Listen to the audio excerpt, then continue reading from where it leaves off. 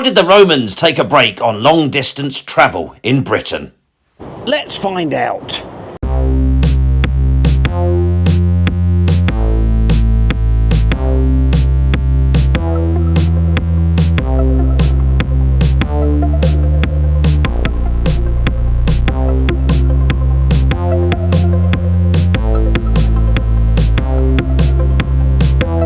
Motorway services, a necessary modern evil.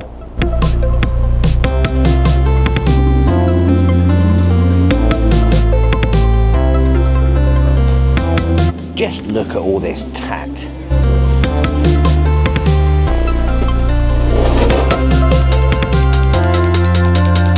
It's got me thinking though, with over 10,000 miles of Roman roads in Britain, what did travellers do back in the day when they needed to take a break? And they didn't even have filthy, dirty, badly parked Volvos to get them to places relatively quickly. So how did Romano Britons have a break on a journey? I'm an antiquarian. Get me out of here.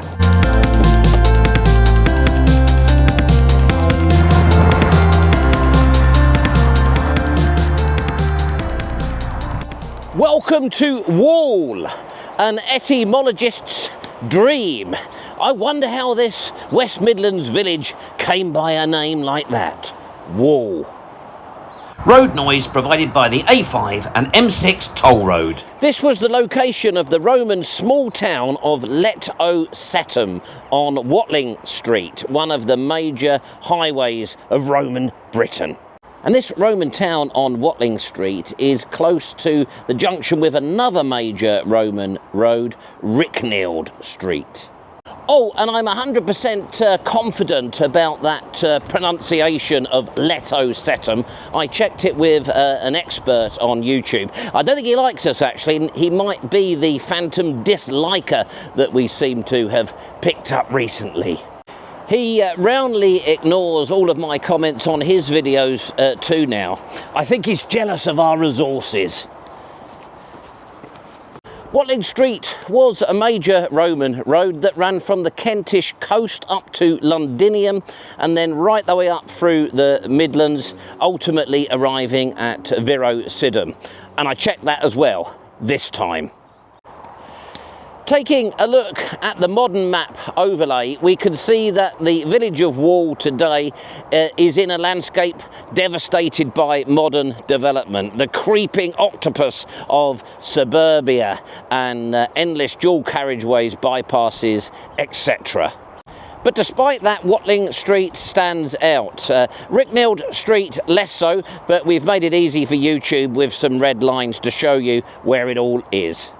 Looking at a Victorian map overlay, that junction of Watling Street and Ryknield Street is marked clearly, and you'll see a little note there to denote the fact that there was a stone there, possibly a milestone. Rather frustratingly, the stone was lost at some point in the 1970s due to agricultural improvements.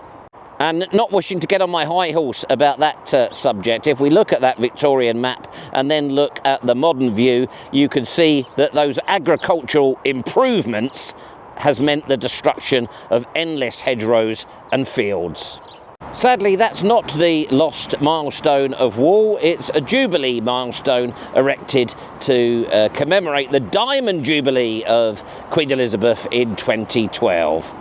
Anyhow, the small town of Leteocetum was close to the boundary of two tribes. I'll put the names on there rather than say them and embarrass myself. And that may explain why a settlement grew quickly here around the first Roman fort, around about sort of 50 AD. As they seized the opportunity to trade all their exciting new consumer goods. At some point, probably in the early 4th century, the town of Letocetum reduced in size and retreated within defensive walls built either side of Watling Street, possibly indicative of the state of Roman Britain, if you're a follower of that narrative. Anyhow, it's clear that the walls of that last defensive iteration are what gave the village its name. And rather frustratingly and annoyingly, apparently those walls were still visible up to the early 19th century, but no more. But what we do have today is this, a mansio and a bathhouse.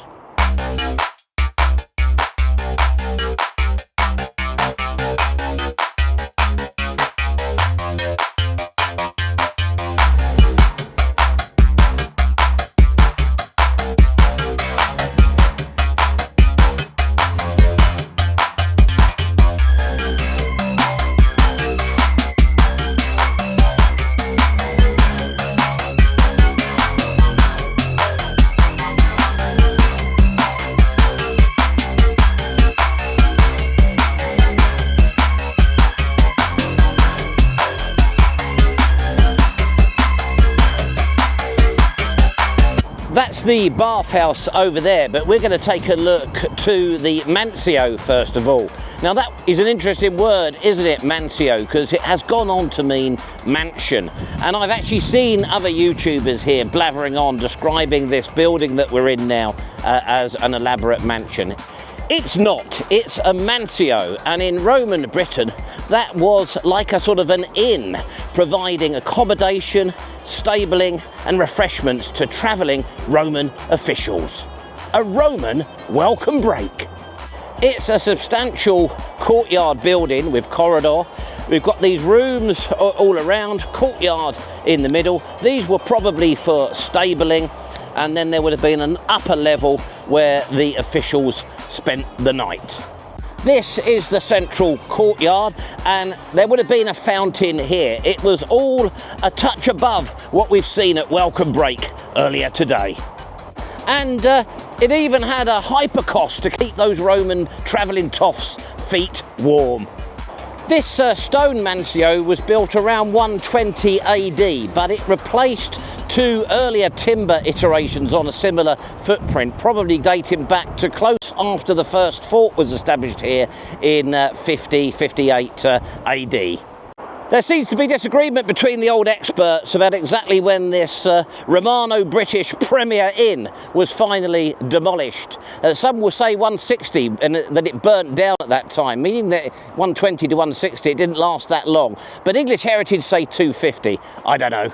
And for a small Roman town with motorway service area, this place had pretty good facilities. That church behind me stands on the site of a temple to Minerva. It's all a far cry from Phones for You.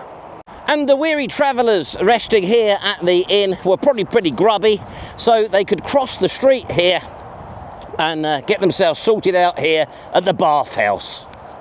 The story of the bathhouse here at Wall is complicated. It went through about 7 iterations between the 1st and 3rd centuries, but it appears that it was in use as a public bathhouse, serving the travellers over there at the mansio, the inn, from the early 2nd century, and it went out of use around about 300 AD.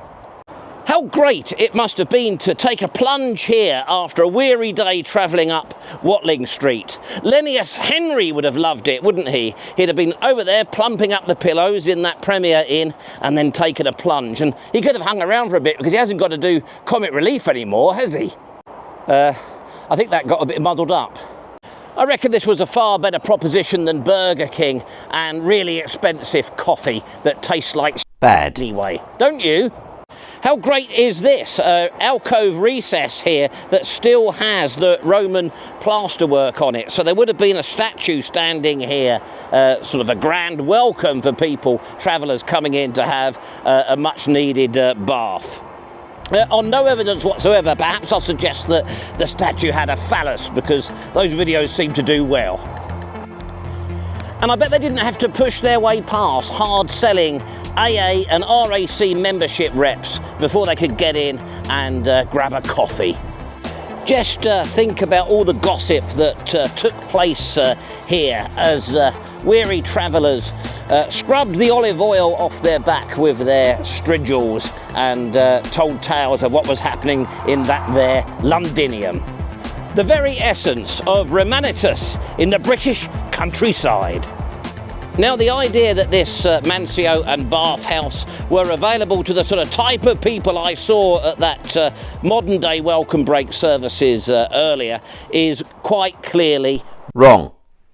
These facilities would have only been available to high-ranking officials and people with military status. It would not have been in use by any old Tom, Dick or Julius. But I do hope that those hard-working riders on the postal service, the cursus publicus, got to have a refreshment break here. And also, hopefully they didn't have a Romano British equivalent to the Horizon accounting system. And let's not forget that these stoke holes for the bathhouse would have been manned by people who had no freedom. Those Romanist antiquarians of old always seem to forget that the whole thing was based upon slaves and people who had no control or freedom. Sweating and toiling for hours to keep the feet of the wealthy elite warm. Although it has to be said, it feels like that's the direction of travel today, doesn't it? And then beside the road between the bathhouse and the mansio, we've got these little units, retail units, that would have had shutters here at the front, and there would have been Romano British people in these in the daytime selling their wares to the travellers to Leteocetum. A little bit like sort of phones for you and crispy donuts, all that sort of stuff that we see at welcome break today. You know, a load of old tat. Touching on the continuity of this town, we know that this lovely bathhouse fell out of use by 300 AD and the town retreated behind defensive walls in the early 4th century. It seems that there were problems in Roman Britain and the wider Roman Empire. And the evidence does seem to suggest that after 410, this place fell out of use pretty quickly. Of course, by the 7th century, the seats of Mercian power had established themselves at nearby Lichfield. And incidentally, the largest ever Anglo-Saxon hoard was found about 2 miles away from here, the Staffordshire Hoard. I think this is only the second time the Roman Gazette has been to this part of the West Midlands. And you might remember when we came here for post-Roman city, a white van man did a gesture like that at me and called me an idiot. Well, I just thought I'd report on the welcome that I've had on this visit. Unfortunately, when I started off, I just wanted to get a little bit of B-roll footage of the village sign wall, and that same thing happened again. I don't know if it was the same white van man or not. However, here I've spoken to a lovely lady who was very friendly and interested in what I was doing, and 2 young chaps that were unfortunately removing rabbits from the site over there, who again were very welcoming. So it's not all bad in the West Midlands. I hope you enjoyed our little exploration of a Roman motorway services area. Please like and subscribe. I've been thinking about the problems, the ongoing problems that we have with the endings of these videos, so if it's all right with you, please don't think me rude. I'm going to say goodbye and I'm just going to walk away over there. Goodbye and stay tuned.